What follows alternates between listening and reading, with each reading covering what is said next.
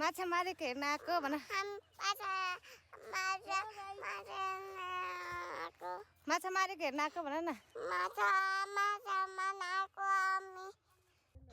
Hello guys welcome to my mini blog. आज चाहिँ हामी हाम्रो घरमाथि रहेको पोखरीमा माछा मार्न आउनुभएको थियो दाइहरू, अनि त्यहाँ हेर्न गएका थियौँ।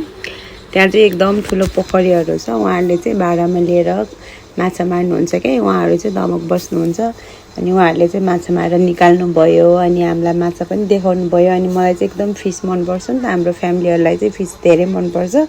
अनि हामीले चाहिँ फिस किनेर ल्यायौँ। अनि यहाँ मेरो छोरी चाहिँ फिस देखेर एकदम खुसी भइरहेछ। मेरो छोरी चाहिँ केहीसँग पनि डराउँदैन क्या। अनि त्यसपछि उसले चाहिँ फिस समातेर ह्याप्पी भएर मम्मी हेर्नु त मम्मी हेर्नु त फिस भनेर मलाई देखाउँदैछिन्। अनि मेरो छोरीको फोटो खिच्दै मैले फोटो खिच्ने र अनि यहाँ मेरो बहिनीले पनि किनेको थियो।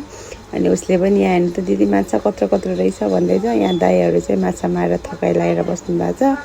अनि यता हाम्रो भाइले पनि दुईवटा माछा बोकेर देखाउँदैछ। यो एन्जलको र मेरो हो दिदी भन्दैछ।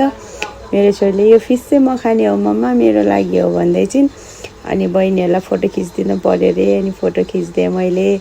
अनि हामी घर आयौँ। अनि मेरो मम्मीले अनि मेरो बहिनीले मेरो छोरीले भाइले चाहिँ माछा केलाउँदै हुनुहुन्छ। यहाँ मेरो छोरी पनि मम्मी म पनि माछा केलाएको भनेर भन्दैछिन्।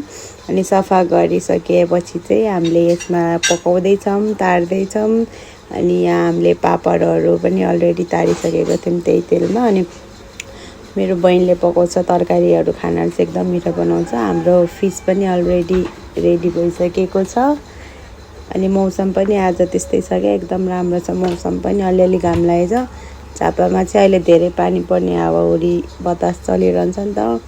अनि हाम्रो फिस पनि रेडी हुँदैछ। यहाँ बहिनीले पकाउँदैछिन्। फाइनली हाम्रो फिस पनि रेडी भइसक्यो। हामी खाना जान्छौँ। Okay bye bye, thank you for watching.